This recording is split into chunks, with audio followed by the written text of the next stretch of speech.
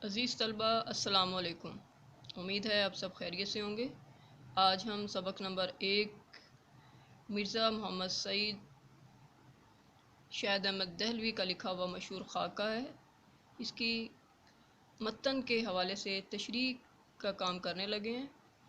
तशरीह जो है वो किसी भी सबक से ली गई इबारत की तशरीह के मुतालिक आज हम काम करेंगे।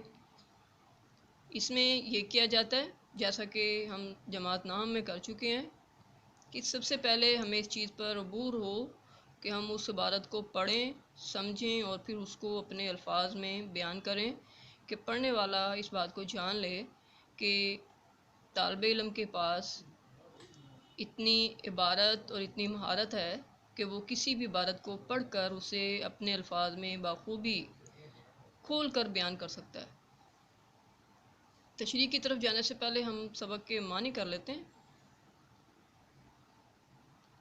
दिल धक से रह जाना, दिल परेशान होना, अलालत बीमारी, रहलत वफ़ात, कदरदान कदर करने वाला, सानह इर्तिहाल मौत का वाक़या, साहिब कमाल खूबियों वाला, सुनावनी मौत की खबर, शियार तरीका, गाफिल बेखबर एकाएकी अचानक, आलिम जानने वाला, आलम दुनिया, घाव गहरा ज़ख्म, सताइश तारीफ़, तस्कीन तसल्ली, बेमुस्त बग़ैर कीमत के, माथा ठनका अंदाज़ा लगाया, मारकातुलरा शानदार, मुतमव्विल अमीर, चश्मो चराग बेटा, तराहा ऐसी जगह जहाँ तीन रास्ते आकर मिलते हों या जिस जगह से तीन रास्ते जो हैं वो जाते हों, नमूद शोहरत मुकाला दिए गए उन्वान पर तहकीकी मजमून लिखना, करफ़र शान, कल्बे मुतमइन्ना मुतमइन दिल, फ़ील बदिया फ़ौरन। ये इस सबक के मानी हैं जो कि याद करने से हमें इबारत की तशरीह करने में बहुत मदद मिलेगी। अब इबारत की तशरीह की तरफ हम आते हैं। सबक नंबर 1 मिर्ज़ा मोहम्मद सईद के मुतालिक हम लोग तमाम चीज़ें जो हैं अब तक पढ़ चुके हैं। आखिरी काम हमारा तशरीह से मुतालिक रहता है। तशरीह को करने से पहले हम ये जान लें कि तशरीह के अंदर हमें एक तरतीब जो है वो रखनी होती है, जिसमें सबसे पहले हम हवाला मतन देंगे। हमें ये पता होना चाहिए कि ये इबारत, ये पैराग्राफ जो तशरीह के लिए दिया गया है, ये किस सबक से ताल्लुक़ रखता है। उसमें हम सबक का उन्वान देंगे, उसके बाद मुसन्निफ़ का नाम बताएंगे और इसके साथ ही सनफ़, सबक की सनफ़, जैसा कि हमारे पास ये एक खाका है तो खाका नगारी। इसके साथ हम मुश्किल अल्फाज के मानी तहरीर करेंगे। पैराग्राफ में मौजूद, इबारत में मौजूद जो मुश्किल अल्फाज के मानी होंगे उनको तहरीर करेंगे और उसके साथ नंबर 3 पर जो हमारी बुनियादी तौर पर हेडिंग होगी वो होगी तशरीह। तशरीह में हम, क्योंकि सियाक़ो सबाक़ भी एक काम होता है जो बुनियादी अहमियत रखता है, लेकिन उसे हम तशरीह करने से पहले तशरीह के अंदर ही बताएंगे कि पैराग्राफ जो है ये सबक के किस हिस्से से ताल्लुक़ रखता है, इससे पहले क्या बातचीत जो है वो चल रही थी, और इस पैराग्राफ के बाद एक रब्त जो है वो हम इस पैराग्राफ का, इस इबारत का सबक के साथ बयान करेंगे और उसके साथ अपनी तशरीह करेंगे। सबक की तशरीह जो है उसमें जो सियाक़ो सबाक़ है ये बयान करने के बाद इबारत की तशरीह की तरफ हम आएंगे। तो पहला जो हमारा पैराग्राफ है इसकी तशरीह कुछ इस तरह से करेंगे। शाहिद अहमद दहलवी एक मारूफ खाका नगार की हैसियत से उर्दू अदब में नुमाया मकाम रखते हैं। इन्होंने बहुत खूबसूरत अंदाज में खाके तहरीर किए। खाका नगारी पर इनको बहुत महारत हासिल थी। इनकी तहरीरों में एक खूबसूरत रब्त और तसलसल पाया जाता है। मुसन्निफ़ बताते हैं कि मिर्ज़ा मोहम्मद सईद जो अपने ज़माने के एक बहुत बड़े आलिम थे, ان کی وفات کا کسی کو پتہ نہ چلا، لیکن اچانک تیسرے دن اخبار میں جب انہوں نے ان کی موت کی خبر پڑھی تو انہیں بے حد جو ہے وہ دکھ ہوا، اور اس بات پر انہیں یقین نہ آیا کہ ایسی باکمال، ایسی صاحب علم شخصیت جو ہے وہ اچانک سے جدائی کا دکھ جو ہے وہ انہیں دے گئی ہے۔ ایسی عظیم لوگ تو تا قیامت اس جہان میں ان کو رہنا چاہیے، مگر موت چونکہ ایک اٹل حقیقت ہے، اس کے باوجود کچھ لوگ جو ہیں وہ اس قدر دل نشیں ہوتے ہیں، اس قدر اچھے اخلاق کے مالک ہوتے ہیں کہ جن کے جانے کا دکھ ایسا ہوتا ہے کہ جس کا مداوع شاید ممکن نہیں۔ مرزا محمد سعید بھی ایسے ہی لوگوں میں سے ہیں۔ فضائے شہر اس قدر ہے سوگوار کس لیے، ہر ایک دکھائی دے رہا ہے اشک بار کس لیے۔ کچھ لوگ ایسے ہوتے ہیں کہ جن کے جانے کا دکھ ہر ایک پر جو ہے وہ کچھ اس طرح سے عیاں ہوتا ہے، گویا ہر آنکھ اشک بار دکھائی دیتی ہے اور ہر دل دکھ سے بھرا ہوا دکھائی دیتا ہے۔ کچھ چیزوں کا نقصان اتنا ہوتا ہے کہ ان کا مداوع کرنا، ان کی جگہ کو پر کرنا ممکن نہیں ہوتا۔ مرزا محمد سعید کی شخصیت بھی انہی لوگوں سے تعلق رکھتی ہے۔ اسی طرح سے ہم اپنے تمام جو ہے وہ سبق کی تشریح کو آگے لے کے چلتے ہیں۔ مرزا صاحب بے حد سنجیدہ اور خاموش طبع انسان تھے، شہرت اور نمود و نمائش سے گریز کرتے تھے، اس لیے انتہائی سادگی اور خاموشی سے زندگی بسر کی۔ خاموشی کے ساتھ ہی اس دنیا کو خیر باد کہہ گئے۔ اس سے قبل مرزا صاحب کی کسی بھی طرح کی طبیعت کی خرابی کی اطلاع نہیں تھی، مطلب بالکل صحت مند تھے، کسی کو اس بات کا علم نہیں تھا، کسی کو بھی بالکل اندازہ نہ تھا کہ وہ اس طرح اچانک جو ہے وہ چلے جائیں گے۔ اتنی باکمال شخصیت جو ہے وہ بچھڑ گئی اور ان کے سینکڑوں دوست، احباب، عقیدت رکھنے والے لوگ جو تھے ان کو اچانک موت کی ان کی خبر تک نہ ہو سکی۔ مرزا صاحب خداداد صلاحیتوں کے مالک تھے، اللہ تعالیٰ نے انہیں بہت ہی خوبیوں اور اوصاف سے نوازا تھا۔ مصنف بے حد دکھ اور افسوس کا اظہار کرتے ہوئے کہتے ہیں کہ یہ کیسی عجیب بات ہے کہ ایک صاحب علم، ایک اتنا عالی قدر شخص جو ہے وہ اتنی باکمال شخصیت ہم میں سے چلی جائے اور ہمیں جو ہے ہماری بے حسی کا عالم یہ ہو کہ ہمیں یہ تک پتہ نہ لگے کہ یہ واقعہ کب رونما ہوا۔ یہ غفلت جو ہے وہ عظیم قوموں کا شیوا نہیں، ایسی غفلت قوموں کو لے ڈوبتی ہے، گویا یہ ایک ایسی غفلت ہے جو ہمیں تباہ و برباد کر سکتی ہے۔ ہمیں ایسے لوگوں سے باخبر رہنا چاہیے، نہ صرف باخبر رہنا چاہیے بلکہ انہیں محفوظ کرنے کے لیے آنے والی نسلوں کو ان کے ساتھ اس طرح سے جڑنا چاہیے کہ ہم ان سے ان کا قیمتی اثاثہ جو ہے وہ لے سکیں اور اسے آگے لے کے چل سکیں۔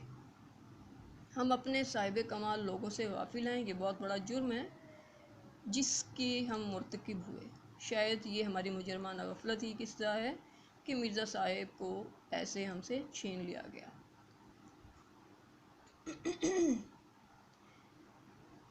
مرزا صاحب کی وفات سے ہمیں کتنا بڑا نقصان ہوا، اس کا اندازہ اس طرح لگایا جا سکتا ہے کہ وقت کے ساتھ ساتھ ہمیں آہستہ آہستہ اندازہ ہوگا اور ہمیں پتہ لگے گا کہ ہم کتنے بڑے نقصان سے دوچار ہو چکے ہیں۔ جیسے جیسے ہمیں ان کی ضرورت محسوس ہوگی، جیسے جیسے وقت گزرے گا، ہمیں ان کی جدائی کا زخم جو ہے وہ مزید گہرا جو ہے وہ لگے گا۔ مرزا صاحب انتہائی سنجیدہ اور خاموش طبع انسان تھے، خاموشی سے اپنا کام کرتے تھے اور عظیم علمی ادبی کارناموں سے اپنے زمانے کے ان کے اکثر جاننے والے بھی ان کے عظیم کارناموں سے ناواقف رہے۔ مرزا صاحب شہرت سے بہت زیادہ گھبراتے تھے، حتی المقدور جہاں تک ممکن ہو سکتا تھا وہ کوشش کرتے تھے کہ عام لوگوں میں ان کی زیادہ چرچے نہ ہوں، لوگ ان سے زیادہ واقف نہ ہوں اور زیادہ شہرت جو ہے وہ ان کو نہ ملے، اس لیے لوگوں کے سامنے آنے سے کتراتے تھے۔ ان کی شخصیت کا نمایاں پہلو یہ بھی تھا کہ انہیں کبھی یہ خیال پیدا نہ ہوا کہ وہ جو کوئی خدمت انجام دے رہے ہیں، وہ جو کوئی کام کر رہے ہیں، اس کا انہیں صلہ مل رہا ہے یا نہیں۔ صلے اور معاوضے کی پرواہ کیے بغیر، پیسے کے لالچ کے بغیر کام کرتے تھے اور سچی لگن کے ساتھ اپنے کام کو لطف لے کر اپنے کام کو دل لگا کر کرتے تھے۔ ساری عمر کبھی انہوں نے کسی کی فرمائش پر کچھ نہ کیا۔ سر عبد القادر کے رسالے میں مضامین لکھے، لیکن وہ بھی اپنی مرضی سے، کسی کے کہنے پر بالکل نہیں۔ اللہ تعالیٰ نے مرزا صاحب کو بہت سی خوبیوں اور اوصاف سے نوازا تھا۔ انہی اوصاف میں سے ایک وصف قناعت پسندی تھا۔ ساری عمر انہوں نے قناعت پسندی کو اپنا شیوا بنا کر رکھا، کسی لالچ اور حرص کا شکار نہیں ہوئے۔ اس لیے انہوں نے دولت کمانے کے لیے، پیسے جمع کرنے کے لیے یا لوگوں پر روب ڈالنے کے لیے کبھی بھی نہ لکھا۔ انہوں نے اپنا پہلا ناول یاسمین لکھا تو وہ اپنے ایک شاگرد کو بغیر کسی معاوضے کے، بغیر کسی قیمت کے دے دیا۔ اسی طرح سے انہوں نے اپنا دوسرا ناول خواب ہستی لکھا تو اسے بھی بغیر کچھ لیے دیے چھپوا دیا۔ ایک مرتبہ ایک پبلشر صاحب، کتابوں کو چھاپنے والے جو شخص تھے، وہ دلی آئے تو انہوں نے ناول چھپوانے کی غرض سے مرزا صاحب سے ملنے کی جو ہے وہ خواہش ظاہر کی، اور ان کے ایک جاننے والے کو ساتھ لے کر مرزا صاحب کے پاس پہنچے۔ ان کا کہنا تھا کہ وہ بڑے بڑے مصنفوں کو خرید چکے ہیں۔ مصنف کہتے ہیں کہ میں نے انہیں بہت سمجھایا لیکن وہ نہ مانے۔ میں نے انہیں بتایا کہ مرزا صاحب کسی کے کہنے پر اور معاوضے کے لیے کام جو ہے وہ نہیں کرتے، لیکن اس کا کہنا تھا کہ وہ معاوضہ اتنا زیادہ دے گا کہ مرزا صاحب جو ہیں وہ لکھنے پر راضی ہو جائیں گے۔ ہم مرزا صاحب کے پاس جب پہنچے تو وہ بہت پر امید تھے کہ وہ ناول لکھانے میں کامیاب ہو جائیں گے۔ مصنف کہتے ہیں کہ میں نے لاہور سے آنے والے پبلشر کو بارہا سمجھایا لیکن وہ باز نہ آیا۔ جب وہاں پہنچے تو کچھ اس طرح کی صورتحال پیش آئی۔ مصنف مزید بتاتے ہیں کہ پبلشر نے کہا کہ وہ 1000 روپیہ تک جو ہے وہ مرزا صاحب کو ناول کے لکھنے کا معاوضہ دیں گے تو وہ راضی ہو جائیں گے۔ اس دور میں پیسے کی بڑی قدر و قیمت تھی۔ تقریباً 200-250 روپے میں اچھا معیاری ناول جو ہے وہ پبلشر کو چھاپنے کے لیے مل جاتا تھا، لیکن مرزا صاحب چونکہ معاوضے اور صلے کی پرواہ کے بغیر کام کرتے تھے، لیکن ان کے لیے پیسے کی کوئی اہمیت نہ تھی۔ مرزا صاحب تحمل مزاج آدمی تھے، مگر لاہور سے آنے والے پبلشر کی بات سن کر برہم ہوئے اور مزاج میں بھی تیزی آئی، اور لاہوری پبلشر بھی تھوڑا سا جب پریشان ہوا۔ مرزا صاحب نے کہا کہ آپ میرے ناول کے زیادہ سے زیادہ 5000 دیں گے یا 10,000 دے دیں گے، تب بھی میں تمہارے لیے ناول نہیں لکھوں گا۔ آج کل جو میں کتاب لکھ رہا ہوں میں اسے زیادہ اہم سمجھتا ہوں اور میں جو ہے اپنے کام پر مطمئن ہوں، لہٰذا میں کسی کے کہنے پر اپنے جاری کردہ کام کو چھوڑ کر کوئی دوسرا کام نہیں کروں گا۔ پبلشر کی جو ہے وہ بولنے کی، سمجھنے کی صلاحیت گویا گم ہو گئی اور اس نے وہاں سے جانے میں ہی عافیت سمجھی۔ مرزا صاحب کا تعلق دلی کے خوشحال، دولت مند اور اچھے گھرانے سے تھا۔ معزز خاندان سے تعلق رکھتے تھے۔ دلی کی مشہور تراہا یعنی تکون بیرم خان سے آگے بڑھ کر ایک راستہ دائیں جانب سیدھے ہاتھ کو مڑ جاتا ہے۔ اسی کون پر مرزا صاحب کا آبائی مکان تھا۔ اس علاقے میں سر سید احمد خان کا پرانا مکان بھی تھا۔ سر سید احمد خان سے بھی مرزا صاحب کی رشتہ داری تھی، اور منشی ذکاء اللہ جو کہ سر سید کے قریبی دوست تھے، ان سے بھی مرزا صاحب کی عزیز داری ہو گئی تھی۔ مرزا صاحب 60 سال قبل دلی کے معزز گھرانوں میں انگریزی تعلیم حاصل کرنا 50-60 سال قبل دلی کے معزز گھرانوں میں انگریزی تعلیم حاصل کرنا عیب سمجھا جاتا تھا، جس کی وجہ سے برصغیر کے مسلمان دیگر اقوام کے مقابلے میں پسماندہ رہ گئے تھے۔ سر سید احمد خان کی بصیرت اور دور اندیشی سے کام لیتے ہوئے مسلمانوں کو نئے زمانے کی ضرورتوں سے روشناس کرایا، انہیں جدید تعلیم کی اہمیت باور کرائی۔ چنانچہ سر سید نے اپنی سیاسی بصیرت اور دور اندیشی سے مسلمانوں کو انگریزی حصول کے لیے راضی کر لیا۔ مصنف مزید بتاتے ہیں کہ اسی زمانے میں دلی کے 2 نوجوانوں نے اعلیٰ تعلیم حاصل کی اور انہوں نے علمی و ادبی حلقوں میں خاصی شہرت اور کامیابی حاصل کی۔ ان 2 نوجوانوں میں پروفیسر مشتاق احمد زاہدی اور دوسرے مرزا محمد سعید تھے۔ چنانچہ مصنف بتاتے ہیں کہ مرزا صاحب اپنے زمانے کے بہت بڑے عالم اور صاحب کمال شخص تھے۔ 20ویں صدی کے آغاز میں لاہور کے گورنمنٹ کالج سے تعلیم حاصل کی، اور کالج میں جن عظیم اساتذہ نے انہوں نے تعلیم حاصل کی، ان میں سے عالم اسلام کی عظیم شخصیت علامہ اقبال بھی تھے۔ مرزا صاحب اپنے عظیم استاد سے محبت و حقیقت سے معمور تعلقات آخری دم تک قائم کیے رہے۔ انگریزی ادبیات میں سے ایم اے کی سند لینے کے بعد مرزا صاحب نے 1906 اور 7 تقریباً 2 سال علی گڑھ میں پڑھایا۔ گورنمنٹ کالج لاہور میں انگریزی کے پروفیسر رہے۔ چنانچہ درس و تدریس کے شعبہ سے منسلک ہونے کی وجہ سے ان کے شاگردوں کا حلقہ بھی بہت وسیع تھا۔ خاص طور پر پنجاب کے اعلیٰ عہدیداروں میں فائز افسران زیادہ تر مرزا صاحب کے جو ہے وہ شاگرد تھے۔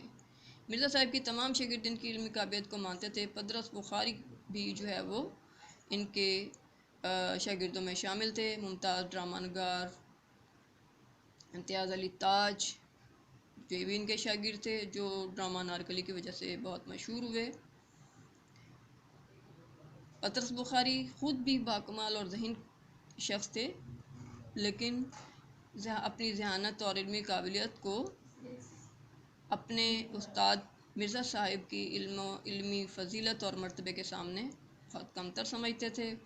پطرس بخاری کو اپنے استاد محترم مرزا صاحب کی خدمت میں حاضر ہوتے دیکھا تو پطرس بخاری مرزا صاحب کا بے حد احترام کرتے تھے۔ پطرس بخاری جتنا احترام مرزا صاحب کا کرتے تھے، اتنا کسی کا بھی نہیں کرتے تھے۔ حتیٰ کہ ہندوستان میں تاج برطانیہ کے نمائندے کا بھی انہوں نے کبھی اتنا احترام نہیں کیا جتنا عقیدت اور جتنا احترام وہ اپنے استاد پروفیسر مرزا محمد سعید کا کرتے تھے۔ مصنف بتاتے ہیں کہ پطرس بخاری بھی گورنمنٹ کالج لاہور میں انگریزی کے پروفیسر تھے۔ اس کے علاوہ آل انڈیا ریڈیو میں بھی کام کرتے تھے۔ انتہائی ذہین اور قابل تھے۔ تھوڑے ہی عرصے میں ترقی کی منازل طے کرتے ہوئے آل انڈیا ریڈیو کے ڈائریکٹر جنرل ہو گئے۔ پطرس بخاری نہایت خوش اخلاق اور عالی ظرف تھے۔ انہوں نے اپنے اتنے بڑے عہدے پر فائز ہونے کے باوجود بھی اپنے مزاج اور رویوں میں فرق نہیں آنے دیا، پرانے دوستوں کو بالکل بھی نظر انداز نہیں کیا۔ پطرس بخاری اپنے استاد مرزا صاحب کا بے حد احترام کرتے تھے۔ انہوں نے مرزا صاحب سے گزارش کی کہ وہ کبھی کبھار ریڈیو سے تقریر نشر کر دیا کریں۔ چنانچہ پطرس بخاری نے مختلف ہیلے بہانوں سے مرزا صاحب کو ریڈیو پر تقریر نشر کرنے کے لیے آمادہ کر لیا۔ مرزا صاحب نے 1-2 تقریریں کرنے کے بعد معذرت کرتے ہوئے قانونی معاہدے اپنا جو ہے وہ واپس لیا، اور وجہ یہ تھی کہ ریڈیو پر تقریروں کے انچارج نے ان کی تقریروں میں رد و بدل شروع کر دی۔ رفتہ رفتہ یہ خبر پطرس بخاری تک پہنچ گئی۔ وہ بہت فکر مند ہوئے۔ انہوں نے فوراً مرزا صاحب کی خدمت میں حاضر ہو کر ناراض ہونے کی وجہ دریافت کی۔ مرزا صاحب نے فرمایا کہ تمہیں اصلاح دینے کے بعد مجھے یہ منظور نہیں کہ تمہارے شاگرد مجھے اصلاح دیں۔ پطرس بخاری نے اپنی غلطی تسلیم کی، معافی کی درخواست کی، مگر مرزا صاحب آئندہ ریڈیو پر تقریر نشر کرنے کے لیے بالکل بھی تیار نہ ہوئے۔ مرزا صاحب کے اس رویے کے بعد پطرس بخاری نے دفتر میں گویا ہنگامہ برپا کر دیا۔ انہوں نے شدید غم و غصے کا اظہار کیا، تمام عملے کو اکٹھا کر کے انہیں حسن اخلاق اور آداب سے آگاہ کیا، عمدہ اخلاق کے موضوع پر طویل لیکچر جو ہے وہ دے ڈالا۔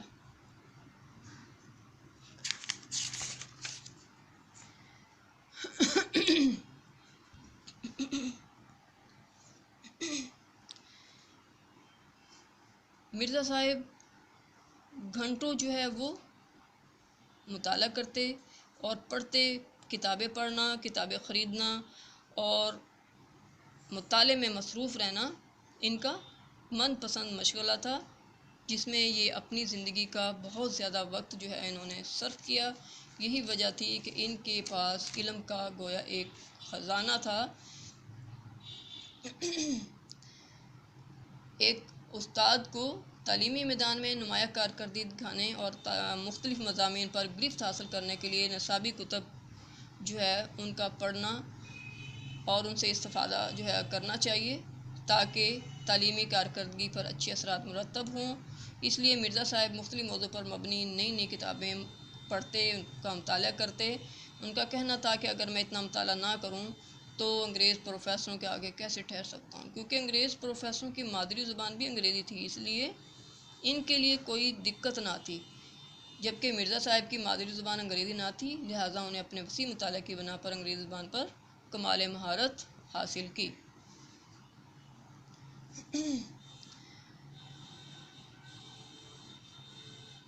مرزا صاحب نے انتہائی سادہ زندگی بسر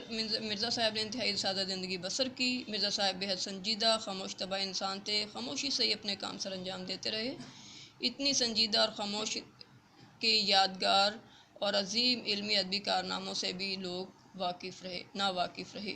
دراصل مرزا صاحب شہرت اور نمود و نمائش سے گریز کرتے تھے، کھیل تماشا سینما بالکل بھی اس کے شوقین نہ تھے، بلکہ انہیں فالتو اور بیکار مشاغل سمجھتے تھے۔ اللہ تعالیٰ کا ان پر خاص کرم و فضل تھا کہ انہیں گھر میں ہر طرح کا آرام میسر تھا۔ مرزا صاحب کی بیوی بھی تعلیم یافتہ اور ادب کا ذوق و شوق رکھنے والی خاتون تھیں۔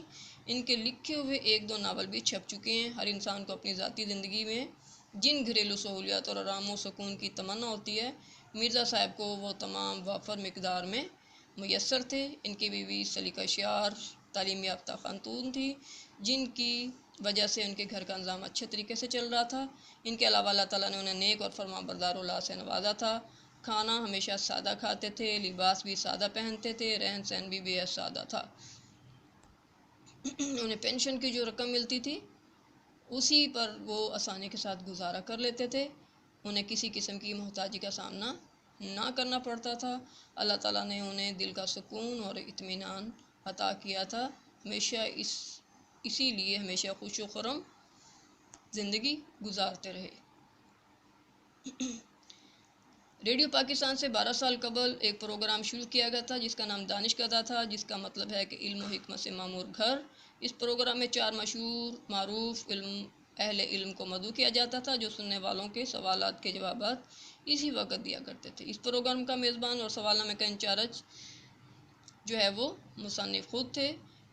مصنف کہتے ہیں، میں نے سوچا کہ اگر مرزا صاحب اس پروگرام میں شرکت قبول فرما لیں تو پروگرام کی قدر و قیمت میں اضافہ ہوگا اور اس کی مقبولیت اور خوبصورتی جو ہے وہ دوبالا ہو جائے گی۔ چنانچہ یہی خوبصورت منصوبے لیے مرزا صاحب کی خدمت میں حاضر ہوئے، ان کی خدمت میں اپنی آمد کا مقصد پیش کیا۔ مرزا صاحب مسکرا گئے اور فرمایا، انسان شہرت کے لیے کوئی کام کرتا ہے یا دولت کے لیے، جبکہ مجھے ان دونوں کی ضرورت نہیں۔ مرزا صاحب نے انگریزی میں ایم اے کیا، گورنمنٹ کالج لاہور میں انگریزی کے پروفیسر جو ہے وہ رہے۔ لوگوں کو کہتے ہوئے سنا کہ دلی میں جن 2 نوجوانوں نے سب سے پہلے انگریزی سوٹ پہننا شروع کیا، ان میں سب سے عمدہ اور خوبصورت لباس مرزا صاحب کا ہوا کرتا تھا، مگر میں نے پچھلے 32 سال میں انہیں ہمیشہ شیروانی پہنے ہوئے دیکھا تھا۔ مرزا صاحب نے انگریزی میں ایم اے کیا، گورنمنٹ کالج لاہور انگریزی کے پروفیسر رہے، انگریزی علم و ادب کا بہت خوب مطالعہ کیا، انگریزی ادب پر کامل مہارت رکھتے تھے۔ ان کا اڑنا بچونا، درس و تدریس، ہر وقت جو ہے وہ یہی کام ان کا رہتا، مگر دوسروں پر بیجا روب ڈالنے کے لیے کسی سے انگریزی میں بات نہ کرتے تھے۔ دوران گفتگو انگریزی کے الفاظ بہت کم استعمال کرتے تھے، جیسا کہ عام رواج ہے کہ لوگ موقع بے موقع اپنی بات چیت میں بھی انگریزی کے الفاظ استعمال کرتے ہیں، مرزا صاحب اس میں احتیاط کرتے تھے۔ اچھی عادات و اعتبار کے مالک تھے، اخلاق نہایت اعلیٰ مزاج، خوش اخلاقی، خوش مزاجی، مگر دوستوں کے معاملے میں محتاط تھے، زیادہ دوست بنانے کے قائل نہیں تھے۔ آج کے کام کا اختتام یہاں تک کرتے ہیں۔ اللہ آپ کا حامی و ناصر ہو، اجازت دیں، اللہ حافظ۔